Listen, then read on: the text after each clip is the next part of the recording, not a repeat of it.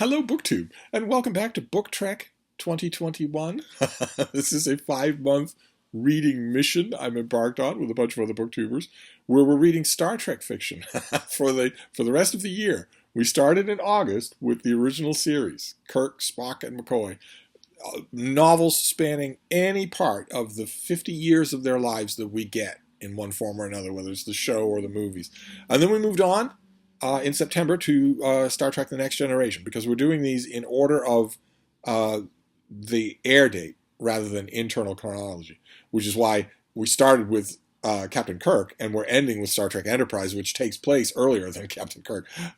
We went on to The Next Generation next, and I was expecting the worst. I was clenched up a little because I never really liked The Next Generation. Now I do. Now I do very much. I have to say, much as I enjoyed some of the novels, most of that awakening, most of that revising of my own opinion of The Next Generation has come from an ongoing and careful rewatching of the show rather than the novels. My rewatching of the show has shown me, sort of gallingly, it has shown me how much I missed when I was watching these episodes originally. Even the bad episodes have things in them that I just missed, where I was concentrating on the dumb stuff to the point where I didn't notice the good stuff. In my own defense, limited defense, some of that good stuff is very understated. And I wasn't ready for that. There's nothing in the original Star Trek that's understated, so I wasn't ready for that. September was great, and I was riding high on BookTrek 2021, and then I paid for it in the worst way possible, because October was Deep Space Nine. And I thought, that's clear sailing. You love Deep Space Nine, but I didn't love the books at all. I hated the books. I started out ambivalent, thinking, oh, okay, you just hit a bad apple. Then another one, then another one. Then there'd be nights where I would try 3 or 4 to try and find a Deep Space Nine novel that was any good. Keeping in mind the rule that I'm observing for BookTrek 2021, which is that I won't go to authors that I already know I like or books that I've already read. My favorite Star Trek author, for instance, is Diane Carey. I know for a fact that a couple of her Deep Space Nine novels are quite good, so I avoided them. I avoided them in favor of books that I either hadn't read or that I hadn't read in forever. And it got so bad that in the last week of that month, I was just reading to you random excerpts from other stuff, not Star Trek at all.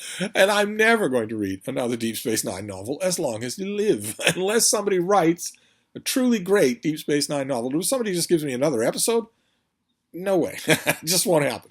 And it started me thinking, was it possible that, the further you get from the glow of personal identification, the original series was my Star Trek, is it possible that the further away from that you go, the more you're going to see the flaws of Star Trek fiction and none of the strengths? So I didn't know what to think when we went into this month, because this month is Star Trek Voyager, which is an iteration of the show that I really like. But so far, the reading experience for Star Trek Voyager has been quite good. The novels have been very enjoyable on whichever side of the divide they occur. The show is split between everything that happens before the show introduces the character of Seven of Nine, a reclaimed Borg drone discovering her humanity, and after Seven of Nine. The show was split that way, the books are split that way, and it turned out that wherever I was reading, on either side of that divide, I was still finding stuff that was good. In fact, today's book for BookTrek 2021 is the closest that I come to a disappointing Voyager reading experience. It's this. It's Day of Honor. The book is by Michael Jan Friedman, and as you can see, it's based on the TV show episode Day of Honor that was written by Jerry Taylor. And it's all about this character here, B'Elanna Torres, who is Voyager's chief engineer and is half Klingon. Her mother was a Klingon, and her father was a human. And she has been a terrorist. She has been part of Starfleet, and now she is a trusted member of Captain Catherine Janeway's crew. She's the chief engineer and is really good at her job. But she has the outsized passions, the anger and whatnot of Klingons, and also lots and lots of conflict about her own personal identity. When the show was described, when we were starting to learn about Voyager in the original series, in the original episodes, I was pretty disappointed with this. I thought, okay, you're intentionally giving us a very diverse crew, a crew full of backstories on their own. One of the things I love about Voyager is that the crew all have backstories of their own, and they're all interesting, except maybe the holographic doctor, who obviously doesn't have a backstory of his own, or Ensign Harry Kim, who is clearly on board because he doesn't have a backstory, because he is the newbie and can therefore be amazed by everything. But aside from that, all of the characters have complicated backstories. And when I was reading the cast breakdowns in the early days of the show, right before it aired, I was thinking, it'd be great if you just had the courage of your convictions and made this B'Elanna Torres person a Klingon. Just a full Klingon. Instead of retracing the ground that was so well covered in the original Star Trek. In the original Star Trek, we deal with a main character who has a split heritage, half Vulcan, half human. And a lot of the issues that come up thereby, a lot of the familial crisis that come up, all that sort of stuff, all that angst, which culture do I honor, what do I want to be, we got all of that already. And I remember thinking, you're going to do this again? You're going to give this a character who's not half Vulcan, half Klingon, but half Klingon, half human.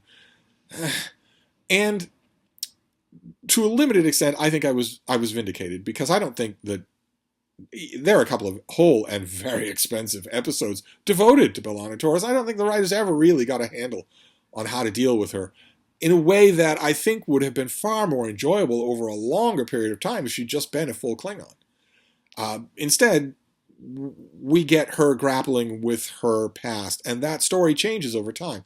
This episode is the first essay at trying to figure out what her heritage is. The titular Day of Honor is a ritual day of observation for Klingons.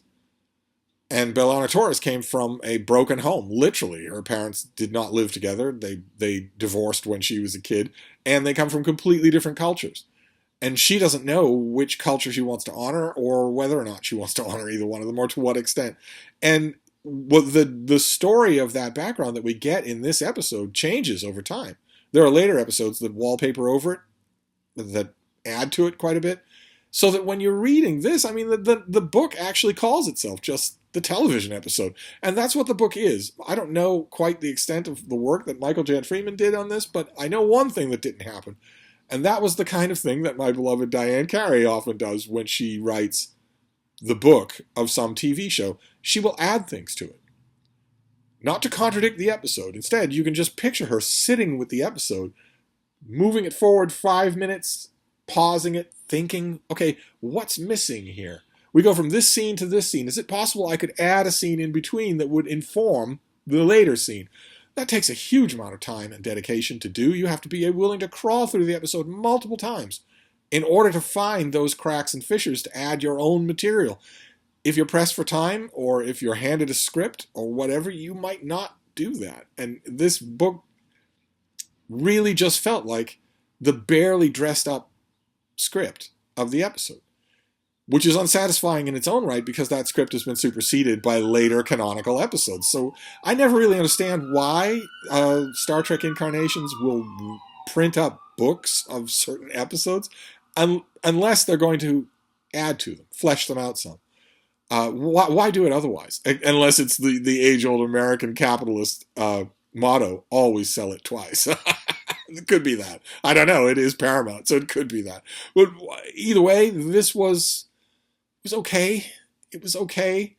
I could have stood for Michael Jan Freeman to be a lot more present in this book, to give me a lot more than I got in the episode.